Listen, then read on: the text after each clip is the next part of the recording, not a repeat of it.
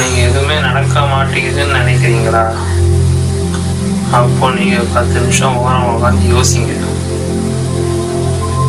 எதனால நடக்க மாட்டேங்குது? அப்போ நம்ம என்ன பண்ணணும்? என்ன பண்ண நடக்கும்? யோசிக்கணும். உங்களுக்கான வாய்ஸு உங்ககிட்டே வரும். வாய்ஸும் வரும். நீங்கள் தான் அதை எது மனமோட வாய்ஸ், எது ஆத்மாவோட வாய்ஸ்,